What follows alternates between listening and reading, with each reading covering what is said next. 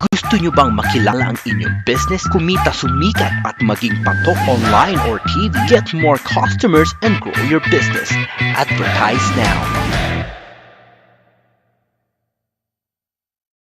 From the studios of Litter News Philippines, Errol Dakame of Kamao Asset.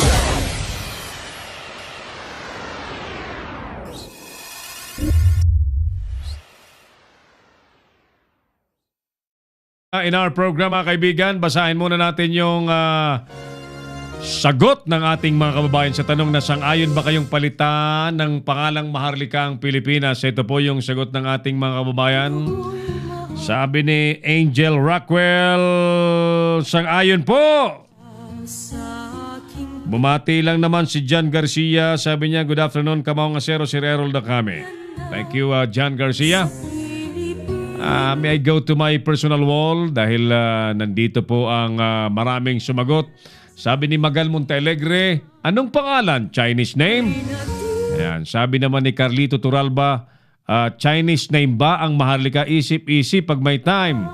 Sumagot ulit si Magal Montealegre, hindi nga ang sabi ko hindi pwedeng Maharlika dahil invaded na tayo ng China. Sagot ulit si Carlito Turalba, matagal na tayong napasok ng China, hindi mo ba alam yun kung wikang in-check dito sa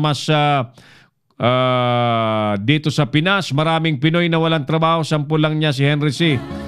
Kaya nga, sabi ulit ni Magal Montealegre, kaya nga si Rizal Chinui. Carlito Turalba, ang sagot niya, yes. Pearl John Marcos, I don't know. He. Gilbert Dino, yan tayo kaya dapat lang. Yan. Quincy Kahilig, madaming mas mahalagang issue ang dapat pagtuunan ng pansin gaya ng soberenya ng bansa. Ang pangangamkam na mga incheck sa ating teritoryo. Gayon din ang napipintong pagbabalik sa kapangyarihan ng mga korap na politiko. Mukhang nadadivert na naman ang atensyon ni si Duterte. Ekonomiya, mas asikosihin mo Mr. President, sabi ni Quincy Kahilig.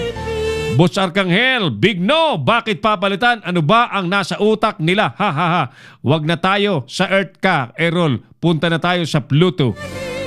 Ray Fernandez, pwede para mawala na ang lahat ng malas ng Pinas. Isabay ang bagong sibol uli ng Maharlika of the Republic.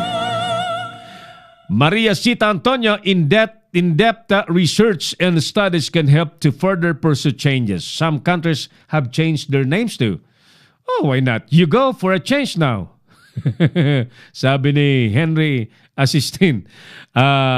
Brian, malulugi ang mga bookstore at mga gumagawa ng libro ng history dahil susunugin nilang ang lumang books na pag-aralan na ng mga estudyante.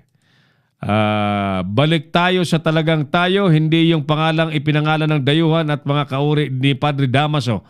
Tagal na nilang pinaglululoko. Ernie Verdadero, ito si Manoy Ernie Verdadero, ito'y idol kong komentarista sa DWW ba yun? DWLV, long time ago. Ernie Verdadero. Sabi niya, no problem. Henry Assistin, yes. Goods Crisol, no. Burns Bustamante, no need. Conchit Cuate Sirano, okay na ang Pilipinas. Bakit papapalitan? Jaime Salazar, parang Saunabat name yan. Parang Saunabat daw ang pangalang Maharlika. May nakita nga akong Maharlika. Pangalan ng Saunabat. Hindi mo alam yung Saunabat? Bata ka pa. Abner Parom, hindi. Ayos na papalitan pagdidibatehan tapos gagastusan para sasayang ng oras. Pera ang may mapapala ba? Kaya ba't di kaya palitan ng pangalan ang nagpanganukala na naman ito? Nakangawa lang pag natuloy ayon sa historian. Pag natuloy ayon history siya. Hindi na oy. Ayan. So okay. So ilan po yan sa mga nag-react sa ating palatuntunan? Mga kaibigan, ang bilis po ng ating oras. Ay nako. Balikan na po natin yung ating mga isyong binantayan sa maghapon. Comelec, sinita po ang mga senatorial party list candidates sa mga campaign posters. Mga kandidatong di tatanggalin ang mga bawal na campaign materials, kakasuhan daw po ng Comelec. Malalabag naman sa kampanya, binabantayan din ng NAMFREL. Immigration, sasampahan na po ng deportation case ang Chinese na nanaboy po ng taho sa pulis. Bulto ng cocaine na-recover na naman sa Camarines Norte. PIDEA, arestado po na ang 19 katao sa drug den na sinilakay sa Cagayan de Oro City. Nagtataka talaga ako rito sa bansa natin. Habang meron pong napakalakas na anti-drug war, tuloy-tuloy din ang malakas na pasok po ng mga drugs. Bakit kaya ganon? Duterte nais palitan ng maharlikang pangalan ng Pilipinas. Alkalde ng Davao umapila na pabakunahan ang mga bata ng measles vaccine. Ito po, panawagan ulit sa mga magulang, mga nanay na may mga anak na maliliit, hindi pa nabakunahan. Huwag na kayong patumpik-tumpik. Pabakunahan nyo po ng laban sa tigdas. Bakunang laban sa tigdas. Itigil nyo na po ang mga haka-haka tungkol sa ibang bakuna tulad po ng Dengvaxia. Baka mamatay po ang inyong anak sa tigdas. Samantala, hosting po ng surfing competition sa SEA Games. Pinaghahanda na po ng La Union. Maganda po ito sa ating bansa. Dadayuhin po ng mga turista ang lalawigan po ng La Union because of that. Alright, mga kaibigan, puntahan natin ang ating sagot sa ating tanong. Sang-ayon ba kayong palitan ng pangalang Maharlika ang Pilipinas? Mga kaibigan, sa simula't simula po, wala pa man po ang mga dayuhang Espanyol. Maharlika na po talaga ang Pilipinas. As in, meron na tayong napakayamang kultura, napakayamang tradisyon na tanging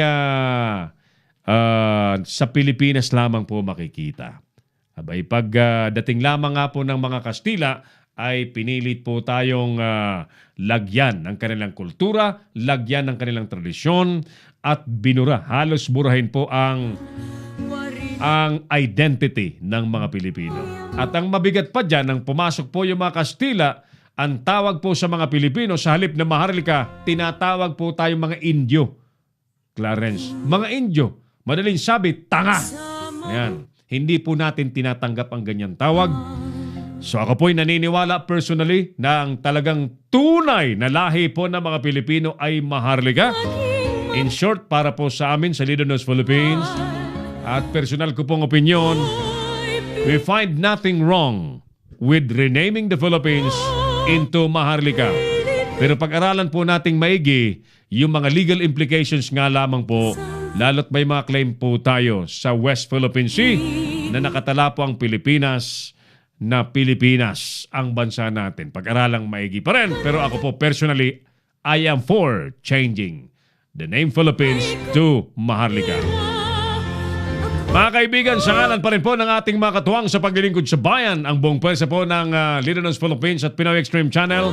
Ang ating programa po ay pinalipad ni Clarence Sandaya sa ating studio.